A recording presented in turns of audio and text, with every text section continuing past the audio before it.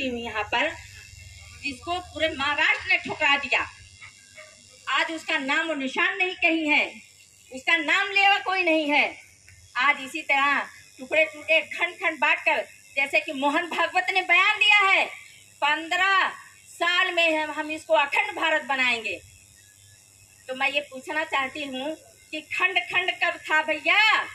ये भारत, यही हमारी खूबसूरती थी, जो अलग अलग हमारा वेश, हमारी भूषा, हमारा खान पीन था। ये खंड खंड तुम मार रहे हो, यही हमारे देश की खूबसूरती थी, यही हमारे देश की एकता थी। और जो तुम्हें गुमान है ना इस बात का कि तुम इसको अखंड भारत बनाओगे, तुम ख्वाब देखते रहो और तुम्हारे हम ख्वाब को इसी तरीके से पानी फेरते रहेंगे। राज ठाकरे, ये कान खोलकर सुन ले, जिस तरीके के तुम पावर हासिल करना चाहते हो, जिस तरीके के अल्फाजों के इस्तेमाल करके जिस तरीके की गंदगी मचा रखे हो, ये चाहते हो कि फिर हम ताकत में आ जाएंगे, पावर में आ जाएंगे, वो तुम्हारा जवाब महाराष्ट्र के लोग खुद देंगे तुम्हारा।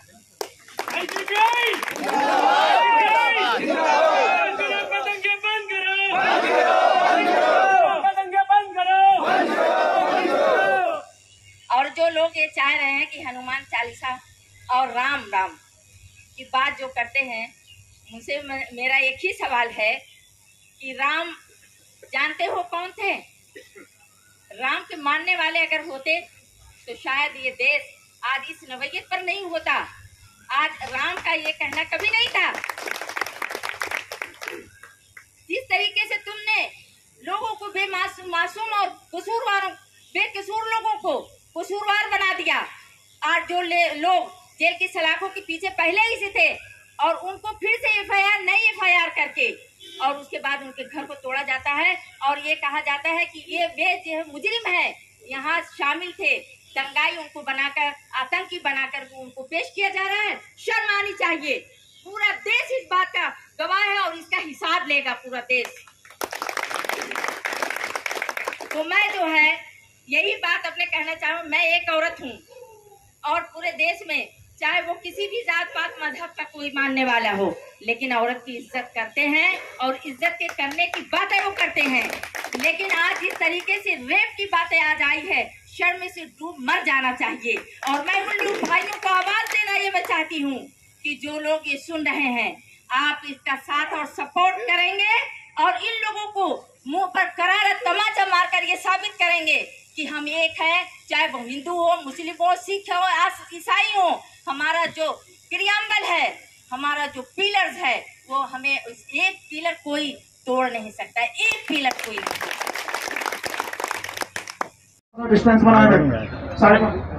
Okay role. सर, आज आपने धरना प्रदर्शन किया है, आपने कुछ मांगे भी रखी हैं सरकार के समक्ष, आपने क्यों धरना किया, क्या उद्देश्य रहा इस धरने को करने का? इस धरने का मुख्य उद्देश्य रहा है, रामनवमी के दिन पर भगवान राम की भी मर्यादा का पूरी तरह से उल्लंघन किया गया है और पूरे देश में धार्मिक उन्माद पैदा करने की बात की है ये। तो हम नहीं चाहते कि मुल्क में भाईचारा ख़त्म हो। मुल्क के भाईचारा को कायम करने के लिए हम हुकूमत हिंद से मांग करना चाहेंगे कि इस तरह के धार्मिक उन्माद पैदा करने वाले लोगों के खिलाफ कार्रवाई हो। जिस तरीके से आपके वक्तव्यों द्वारा कहा गया कि आरएसएस की बात की गई, गुंडों की बात की गई, ये निशाना किसकी तरफ जा रहा है आप लोगों का? नहीं, निशाना नहीं, हम खुलकर कह रहे हैं कि भारत में आतंक का अगर आज़ादी के समय से शुरुआत हुआ तो आरएसएस के द्वारा हुआ है और अभी आरएसएस के ही गुंडे हैं।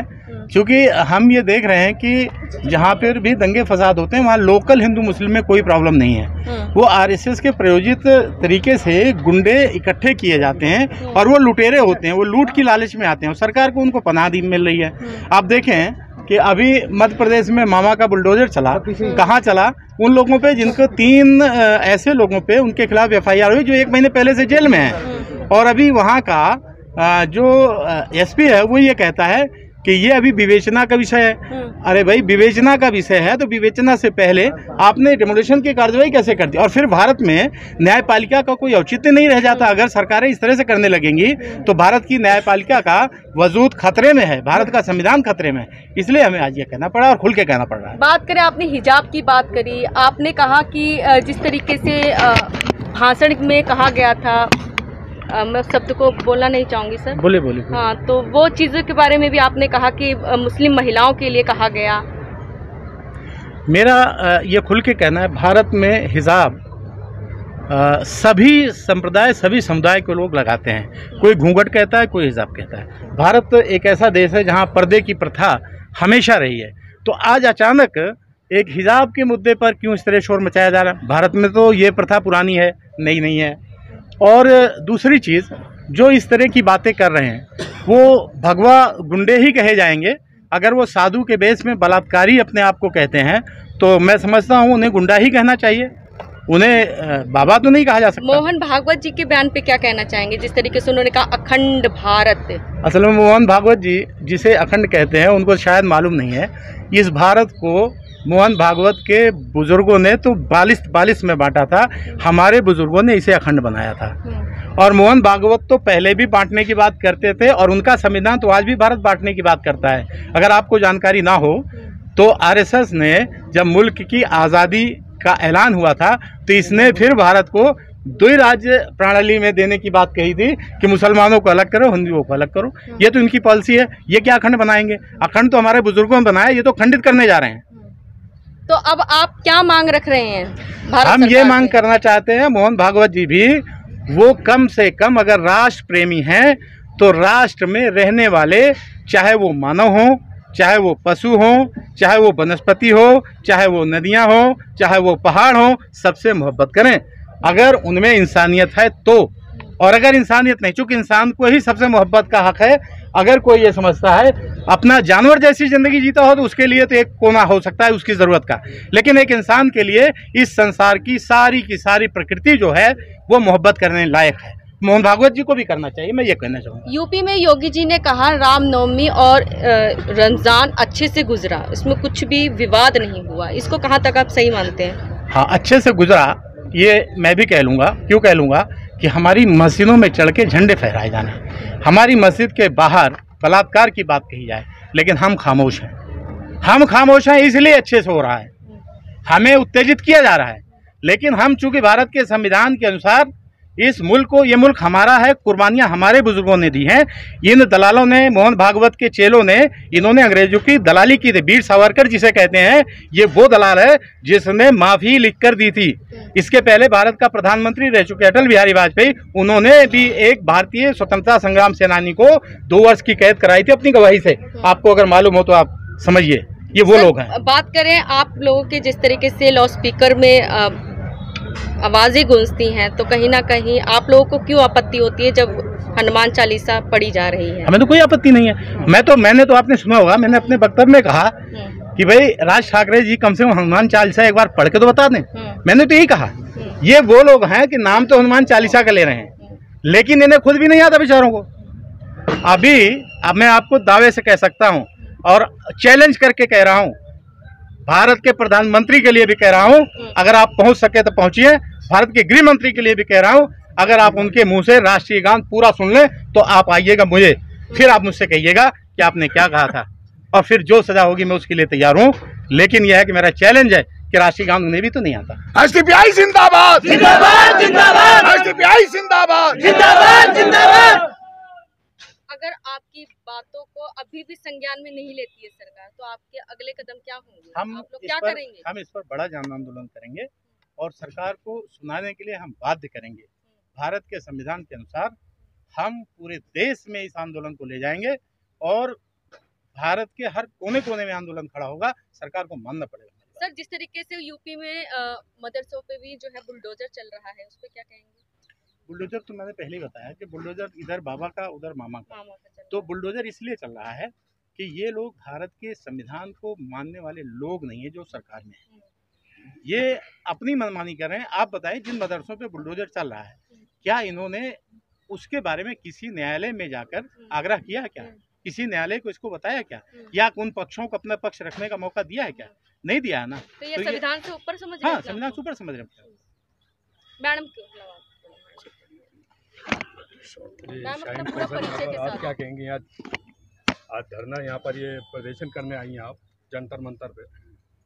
देखिए, तमाम जो है देशवासियों को मैं ये कहना चाहूँगी और ये पैगाम पहुँचाना चाहूँगी। आज ये जंतर मंतर पर आने का ये मकसद हमारा है।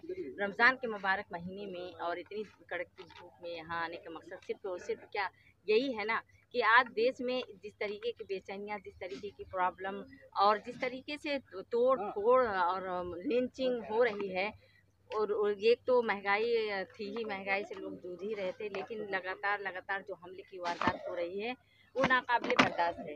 इसलिए आज एसडीपीआई के लीडर्स यहाँ जंतर मंतर पर मौजूद हैं।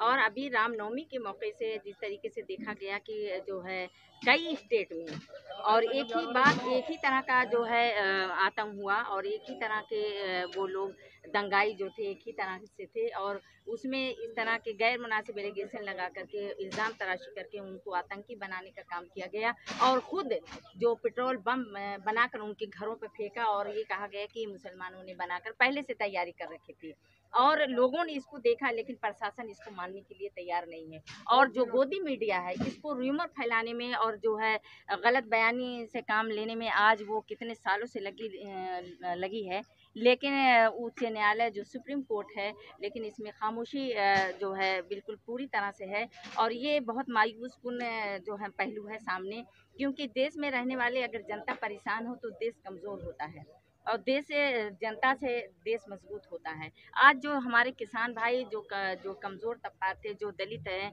और जो मजदूर तबके हैं, वो ही देश की सेवा कर रहे थे और जो अपना खून पसीना बहा कर वो आज जो है वहाँ राहत और सुकून पहुँचाने का काम कर रहे थे, लेकिन आज उनको बुरी तरह से तोड़ और मरोड़ दिया गया है, यानी यहाँ तक कि उनकी आवाज़ को बंद करने का काम किया जा रहा है। मैडम, एक क्वेश्चन मेरा है, जिस तरीके से मोदी जी ने नारा दिया है बेटी बचाओ बेटी पढ़ाओ, लेकिन हम बात करें सीतापुर की, तो सीतापुर में एक संत ने कहा है मुस्लिम महिलाओं के लिए बलात्कार की, तो इस पे आप क्या कहना चाहेंगे? देखिए, इससे बड़ी दुख की बात तो कोई हो ही नहीं सकती है कि जो लक्ष्मी पूजा के पात्र मानते हैं और पूजा औरतों का कहीं ना कहीं देवी समझते हैं, लेकिन बात इस तरह की करते हैं जब मौका आता है, जब उनके इम्तिहान की बात आती है, प्रैक्टिकल करने की बात आती है, तो वो हमेशा औरतों के साथ नाइंसाफ़ी ही की है और बल्कि उनको इस तरीके से जलील और रुस्वा किया है और उनके साथ इस तरह से किया है, इस तरह की हरकतें की हैं कि वो शर्मसार कर देने वाली, पूरे देश को शर्मसार कर देने वाली है।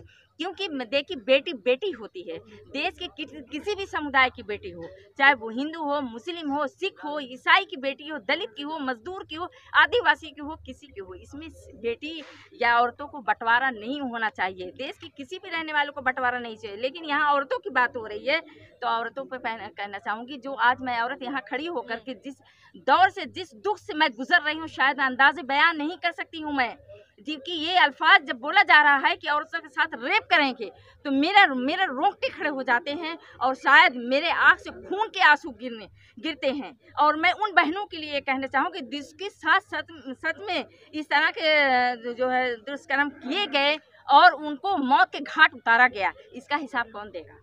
लेकिन इसमें सब चुप्पी साधे हैं, चाहे जितने इनके मंत्री हैं, जितने इनके एमपी हैं, सब उसमें हैं, यहाँ तक कि संत और साधु भी इसमें शामिल है, इनके पर कोई एक्शन नहीं होता है। अगर वो जब हालात इस तरह के बनते हैं कि लोग सड़कों पर आकर आवाज़ उठाते हैं, तो चंद दिनों के लिए वक्ती ज़ाहिरी जो है उनको ले जाकर जेल के सलाखों के पीछे किया जाता है और गद्दा मसनद लगा करके उनको वहाँ बैठाया जाता है और फिर बड़ी शान से उनको बाहर निकाल कर उनको जो है मालाएं पहनाई जाती है। ये यानी कि आप कह रही हैं जो इन्होंने भाषण में कहा है वो सोची समझी साजिश थी इनकी? बिल्कुल। इससे देखिए, एक बार की बात अगर होती तो उसमें इंसान कंफ्यूज हो सकता था, लेकिन इस तरह की हरकतें, इस तरह की वारदात बार हो रही है, तो इसका क्या मतलब है? जब बार वारदात होती तो इसका मतलब वो साजिश का हिस्सा है, प्री प्लान है और इसको जो है ख़त्म करने की जिम्मेदारी तमाम देशवासियों की है, तमाम जो है मीडिया कर्मी की है, आप लोगों की है। आज सोशल मीडिया पूरी तरह से काम कर रहा है। मैं इस पर एक बात कहना चाहूँगा, शायद आप लोगों को याद नहीं है, हाथरस की एक बेटी के साथ बलात्कार के बाद हिंदू धर्म के अनुसार रात में किसी का अंतिम संस्कार नहीं किया जाता, लेकिन वहाँ की बाबा की सरकार ने उसके अपने माता पिता को भी बॉडी के दर्शन नहीं करने दिए, उसका रात में अंतिम संस्कार कराया। आप समझिए कि कितना इस मामले में यानी कि आप बीजेपी सरकार को कहीं ना कहीं ये कहना चाह रहे हैं कि तानाशाही सरकार है। साफ है, उसमें कोई पर्दे की बात है क्या? ये तो खुली बात है। सरकार सीधी गुंडों की सरकार है। ये खुली बात है ना। मतलब जो आराम करते हुए लोग बाग होते हैं अपने घरों में, मुसलमान भाई, और उनके घरों पे मतलब कि मैं जी वहाँ दूसरी जगह से आके मतलब कि मैं जी लोग बाग मतलब अटैक करते हैं। तो गुंडे मतलब बाहर से आने वाले गुंडे होते हैं या क्या मैं जी घरों में आराम करने वाले गुंडे होते हैं? ये आपको किससे उम्मीद है? कौन आपकी सेफ्टी करेगा? कौन आपके हक में बोलेगा? कौन आपके हक के लिए लड़ेगा? आपको किससे उम्मीद है? देखो हम तो अब अपनी एसडीपीआई से उम्मीद रखे हुए हैं। एसडीपीआई एक ऐसी पार्टी है जो क्या कि मैं जी हमें हक दिलाएगी। जो तंजीमें हैं उन पर बैन लगाए, जैसे आरएसएस है, जैसे बजरंग दल है, विश्व हिंदू परिषद है और बहुत सारी तंजीमें जो हिंदुत्ववादी ये भारत के अंदर अमन चैन खत्म करने की कोशिश कर रही है। हम भारत सरकार से मांग करते हैं कि या तो इन पे पाबंदी लगा दे, वरना हमारे हाथ पीछे नहीं बंधे हुए, हम अपने दिफा के लिए खड़े हो गए तो फिर आपको संभालना नहीं पड़ेगा। और भारत सरकार कानों पे चूं नहीं रह रही। मैं आदरणीय सुप्रीम कोर्ट से निवेदन करता हूं कि इस पे फौरन इस पे एक्शन ले और इस पे विचार करे कि भारत के अंदर न मुसलमान हिफाजत से है, न सिख हिफाजत से है, न ईसाई हिफाजत से है, न आदिवासी हिफाजत से है और न दलित हिफाजत से है। मैं आप लोगों के माध्यम से एसडीपीआई के बैनर से मैं ये मांग करता हूं भारत सरकार से और सुप्रीम कोर्ट से कि या तो इन आतंकवादियों पे बैन लगाए, वरना फिर हमारी अपने बचाव के लिए जो हम कोशिश करेंगे उसके लिए भारत सरकार जिम्मेदार होगी।